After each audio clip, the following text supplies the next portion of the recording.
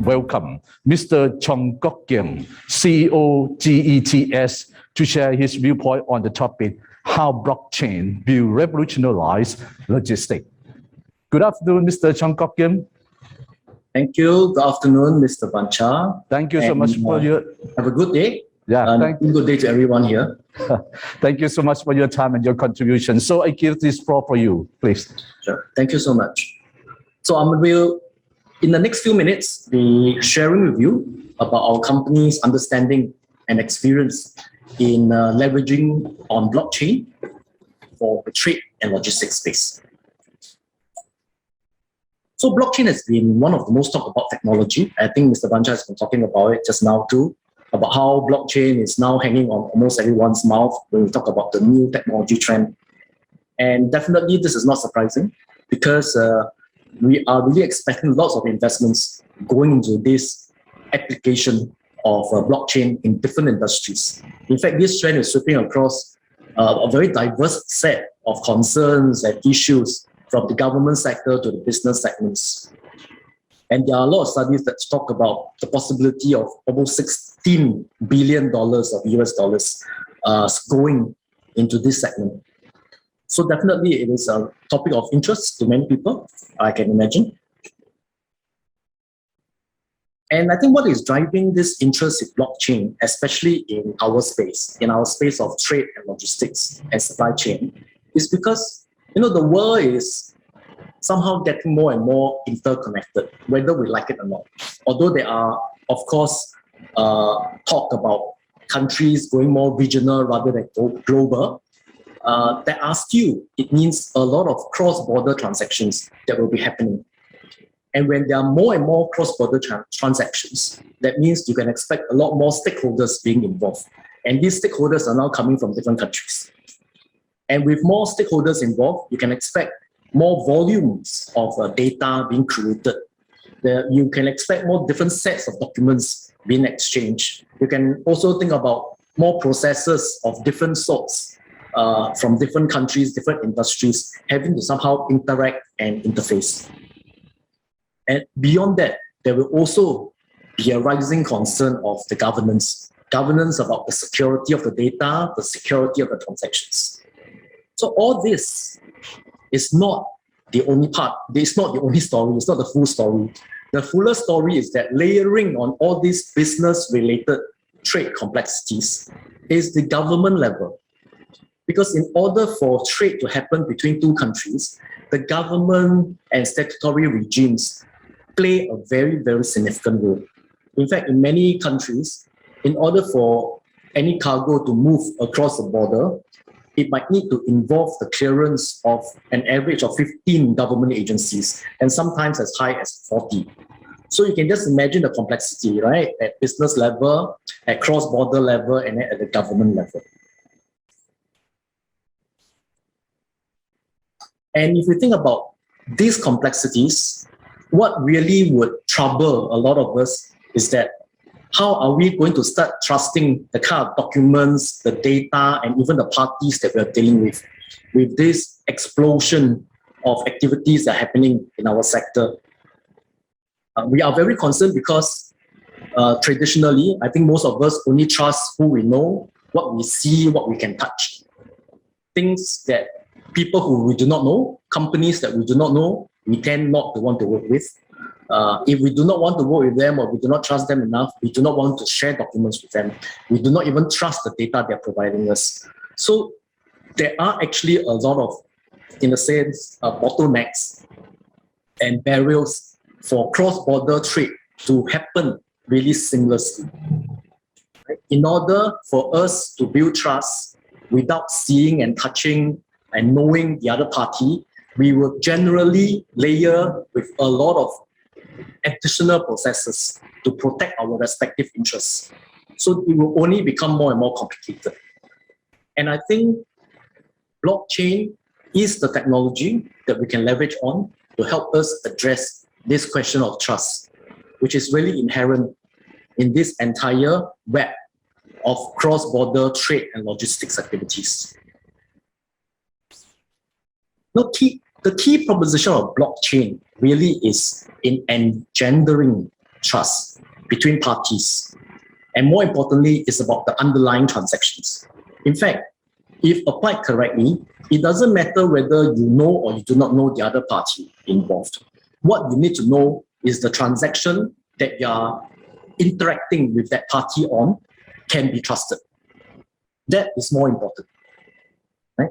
And the way blockchain technology can be used to ensure that are in several ways. The first thing that blockchain technology can help us do is to provide the proof of identity. The proof of identity can be applied at the individual level or at the entity level. In this case, it means that if a transaction is being underwritten or being written onto the blockchain that you're committed to, you can be fairly assured that the party sending you or sharing with you the data or information is exactly the party that they say they are. Right? You can verify it. The second application of blockchain that can help in engendering trust in trade is really this thing called the rule-based asset transfer capability. It's rule-based because it is about building business logic into a digital program that, in the blockchain world, we call them the smart contracts that can automatically trigger a follow-up action based on precedents. So for example, it could be about the release of payment upon the collection of goods. So the trigger of payment need not be done by an individual. Or it could be applied in the government segment where the clearance of a goods of a cargo can be automated if it met certain criteria, be it documentation criteria or profiling criteria, without the need for a customs officer to intervene. So all this actually help to make sure that human intervention is minimized. And when human intervention is minimized, it means that we stand a better chance to have the process to be made more efficient, to make sure that there's a lot more objectivity in the process, and definitely the trust, right? The third area of technology application when it comes to blockchain is that every action that is committed is being registered on the chain in the distributed manner. So there's no one party that can claim that something did not happen, because it's once an action is taken on the chain, it will be populated through the network. And what is also more interesting is that because it's in the chain, an origin document or an origin process, if there were adjustments to it, it never truly replaces the original. It just creates a new version that you can track back and link to the previous earlier versions and be able to capture an auditable list of adjustments that are being made. So you can always trace back. You can always trace back to the origin. You can always trace back. It's almost like Microsoft Word, right? Where you have the track changes, but this time around you are doing it in a secure manner where it's committed to an infrastructure that is neutrally hosted. So this actually helps us to minimize a lot of this trust issue of whether the document you are receiving is it bona fide. If there is doubt, you can always find a way to verify it through the blockchain. I mean, those are, I would say, a bit of a half technology talk that I shared. But I think what is more important about blockchain is how it's being used. Blockchain, like most of the new technologies that we are hearing today, it sounds good, but at the end of the day, whether or not we can use it and use it in a way that helps us in our business, in our activities, that is more important, right? The test is always in the pudding. So in the next few slides, I'll be sharing with you some of the use cases that we have by using blockchain. In fact, as a company, we have developed our own blockchain infrastructure together with our partners in Thailand, Malaysia, South Korea, China. And coming together, we have created a web or a network of trusted nodes, right, that is neutral. It's a permission blockchain where companies, including I think most of the audience here today, in fact, anyone can easily assess and start to try it out, and more importantly, to create new use cases as you want on the chain, so that you can test to what extent blockchain works for you. So the first use case I wanted to share with you is about how we work with the Taiwanese partner to operationalize the free trade agreement between Singapore and Taiwan. Now, free trade agreements are starting to get more and more, I would say, proliferating. It's happening more and more across different countries because every country really wants to secure the best deal for their own companies. So between Singapore and Taiwan, no difference. We have a free trade agreement. But the next question that people will ask is, so what does that mean? How do I operationalize it? How do I make sure that the free trade agreement or the benefits that are supposed to be rendered to our companies can truly be achieved? So one of the things that we did with our partner in Taiwan is to create a blockchain-enabled platform for managing the FTA-related documentation. That means those applications, document submissions that are related to the FTA between a Singapore company to the Taiwanese, let's say, authorities or Taiwanese counterparts are all done within this platform that is using the blockchain infrastructure of ours, the open trade blockchain. So the benefits are actually manifold, definitely. The stakeholders involved include the traders, the logistics firms, also the government agencies. They allow all these stakeholders to start to transmit and share documents related to the FTA submissions in a very cost-efficient manner and in a very trusted manner. The time that is taken to prepare some of these declarations and submissions, we have done some measurements for that, and it shows that what used to take maybe half a day to complete now can be completed within 5 minutes. And the customs operations, because at the end of the day, free trade agreement will result in customs authority issuing the right sort of duties or requirements on the import or export of cargoes. It actually helped them to gain a lot of efficiency because the data and documents can already be received in advance. It can be electronically managed. It can be also made use of to do their pre-clearance activities. In fact, this pilot that we did involved 3M, one of the largest manufacturers in the region, and it has been seen to be a huge success. And today, I believe that this initiative is being extended by the Taiwanese government to also involve the New Zealand government. The next use case actually involved the application of blockchain in the certificate of origin. I think most of you will be familiar with the concept of certificate of origin. So for this, we have been working with the Singapore Chinese Chamber of Commerce and Industry to actually roll out a web-based application that enables speedy, fast, and secure online certificate of origin application and certification. It allows the immediate transmission of certified certs to the designated third parties in a secure electronic environment.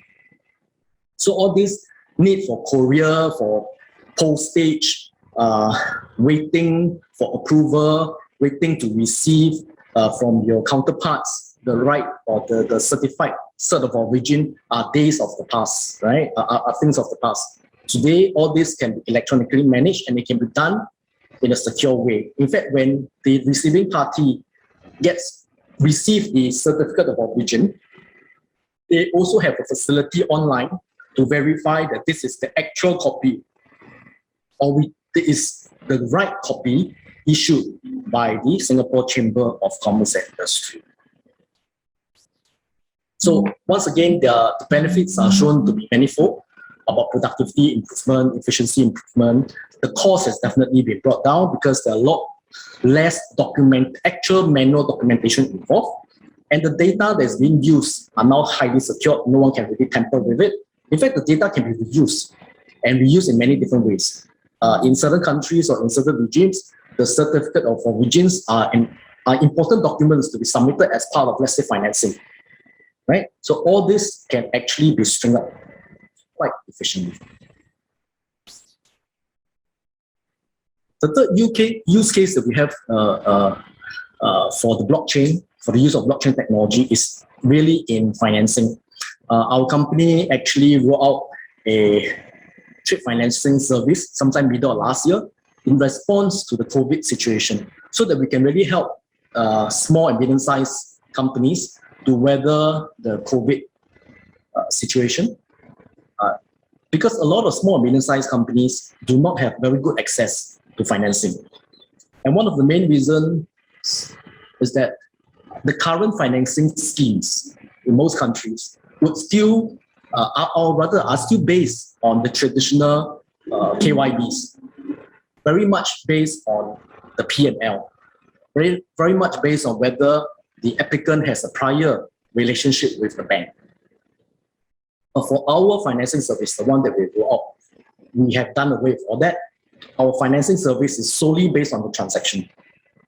And the reason why we are aggressive and we are able to provide loans based on transactional data information, it is because we leverage on blockchain and AI as technologies to help us. In fact, we have done financing for across many countries and in many different industries, from F&B to manufacturing, high-tech, or even the oil industry. What we do with the technology is to make use of it when it comes to the loan application. So documents are received electronically. Credit assessment is done with an AI-driven algorithm that also learns over time, and over time it gets better. And we are also linked to an international disbursement network, so that payments can be done all within 72 hours from the time an application is approved. So all this makes things very easy. And the other key component of our financing service is that we make use of the trade data, especially trade data that is on our system. That allows us to have a good assessment of the loan application's creditworthiness, right? Because the algorithm, and based on our sort of data science analysis, prove that previous trade activities are the best predictor of companies' future trade activity and viability. So that's how we have gone about doing our trade financing. So in a short sort of 1 year period, we have processed more than 42 million US dollars of loan applications, and we are continuing to grow this. And I think because of the use of the blockchain, we are also able to bring in new lenders, the non-traditional lenders, non-bank lenders, who actually make use of our platform to loan out money. Because through our platform, they will have a clear visibility of the entire process, not just about the loan application, but also about the credit assessment, how we go about assessing them, what are the factors used, and they also have the choice of inputting the factors that they want. So all this visibility actually encourage more lenders to think about using us as a platform to loan their money out. And because our financing service is part of our overall global trade platform, it also helps the lenders to reach out to a wider audience, right? And I think that as the trade and logistics industry gains more understanding about blockchain, we should start to see more and more usage of blockchain in different areas. For our company, there are 2 areas or concepts that we are building on right now. They are not totally cooked yet, but I'm just here to share with you the basic concepts of what we have in mind. One of them is really to make use of it for the bill of lading. I think bill of lading can be used for not just financing, but also essentially the coordination between shipping lines and shippers and forwarders when it comes to this whole logistics chain about moving cargo from one place to another. As far as we see it, I mean, the use of, let's say, some of the existing EBL technology is one option, and blockchain can be the other option. If, and especially when we are looking at perhaps transactions that are not of too high a value, where banks may not be involved in a very big way, blockchain can be a good alternative to help facilitate trust in terms of exchanging data, in terms of triggering payment in this whole financing space. Still leveraging on BL, but at the same time applying blockchain on it. The other area we're thinking about using blockchain is in terms of carbon footprint assessment. There's this growing agenda of sustainability across the world. And one of the key contributors actually of carbon emission worldwide is the logistics sector. Because there are lots of movements, a lot of equipment involved, a lot of people involved, a lot of data involved, a lot of documents involved. So we are a huge contributor. So one way that we thought we could contribute to this whole global concern about sustainability is perhaps to make use of blockchain, plus developing an algorithm to match, to have an estimate, to come up with a matrix where we can attach an estimate of carbon footprint to trade documents. Because the trade documents would contain a lot of information about the cargo, about the distance that it's going to be, because it will be documenting the countries of export and import and all that. It will also document the kind of transportation mode that's being involved. So all this information can actually help us create a matrix of estimating carbon footprint. So without having people to actually track and measure carbon footprint, we can provide an indicator, and that can help the authorities. It can also help the businesses when they look at wanting to contain or mitigate or reduce their carbon footprint, right? By making changes, be it in terms of the way they export, in terms of the way they are moving their, in terms of the freight routes that they are choosing, or in terms of the kind of a documentation modality that they're using. Can they switch from, let's say, manual submissions to electronic submission? And what would that mean in terms of reducing carbon footprint? So seriously, in conclusion, it is our view that really blockchain technology is ready. Right? There are already many rounds of pilot in many different industries. The key question remains whether whether the businesses or governments of different countries are ready for the technology. So I will end my presentation here. I'll be happy to take any questions.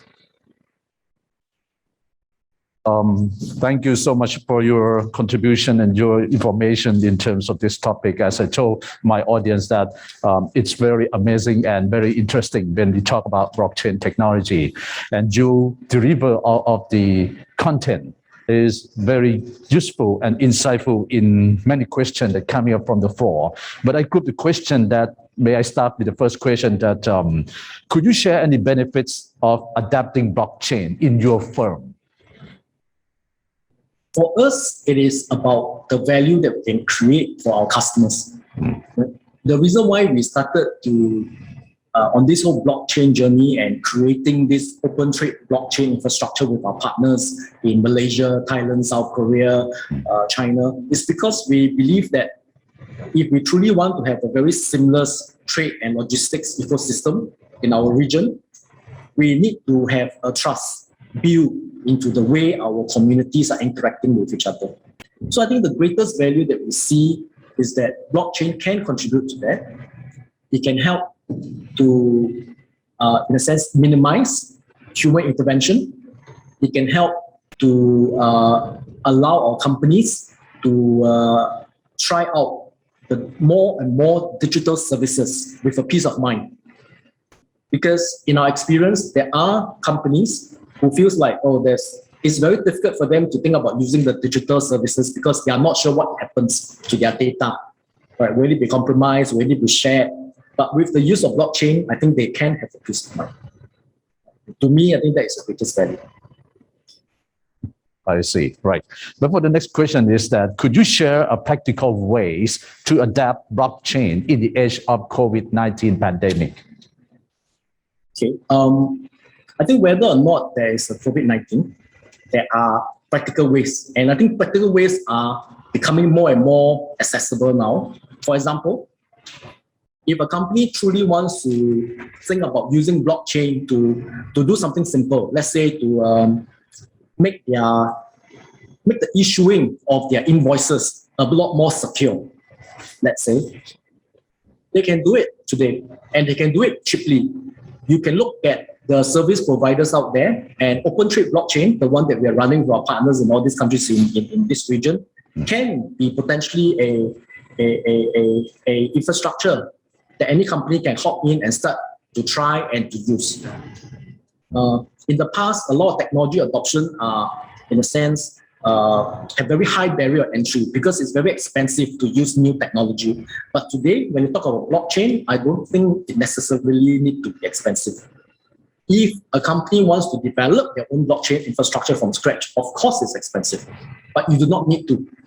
There are infrastructure out there, such as what we have done, that is going to be almost, I would say, I won't use the word cheap, but it's very, very economical to start using, because we didn't start this blockchain sort of infrastructure as a big money earning machine. We want to start this so that we can promote the wave and usage of blockchain, right? And so please, we are more than happy to receive interest and inquiries about how people can start to use the blockchain infrastructure that we have created to apply it in their different environment. And one of the good, I believe, value proposition of the blockchain that we have is that we do not have a pre-framed use case.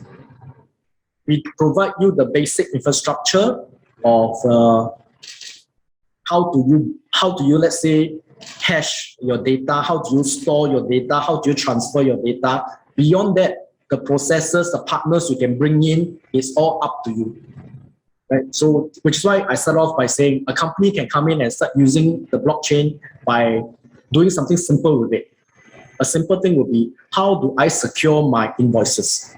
Because a lot of frauds take place within a company. Right? So apply internally and see how it works for you. It can be very cheap, very simple, very straightforward. Right. And as you told that, because everyone is going to migrate their business into digital business model for logistics and international trade. So that's why I say that in terms of safety and security of the blockchain technology related to this, what do you think about this? What do I think about this? I think there is no one security technology that can claim that it is 100% foolproof in all aspects. I think what we all need to learn is how to use the various related security technologies or even different technologies to make what we want to do more secure. Right? If you have a very huge and complex system, you may want to layer blockchain with some other maybe physical security technology, including IoT related ones, some hardware, whatsoever. But if you have something very straightforward and simple, you may not need to layer it. You may just want to have something straightforward. Perhaps blockchain could be the answer. So I think it really depends on what and how we want to apply, or where we feel in our respective businesses processes or companies processes we believe are vulnerable. And because of that, we want to apply more security to it. Then you choose your security solution. I see, right. So come to the final question is that, would it be possible that blockchain technology will become a standardization for digital logistics and international trade process? I can't really foretell the future for sure. But I believe that with the increasing sort of recognition of blockchain as a good security technology, it will be one of the standards in a lot of trade and logistics applications and systems. Right? We are hearing it not just from businesses' perspective. In fact, a lot of governments are starting to talk, and some have implemented blockchain, right, in their dealings and processes. So I believe that it will definitely feature, but it will not necessarily be the only one. Because like I mentioned earlier on, there are many other security measures that can also be taken that may also be required to layer on to make sure that our entire ecosystem can be more and more secure, or can be secured in a more sophisticated way going forward. Right. So thank you so much for your presentation and your an answer for this first question, because I admitted that some people might think blockchain is going to be very new. I mean, in terms of the new area of the business, then to apply for the digital logistics and international trade. So thank you for this time, and we hope that to see you again to participate in this symposium for the next year to come. Take care of your health. Bye. Thank you. Bye. Right.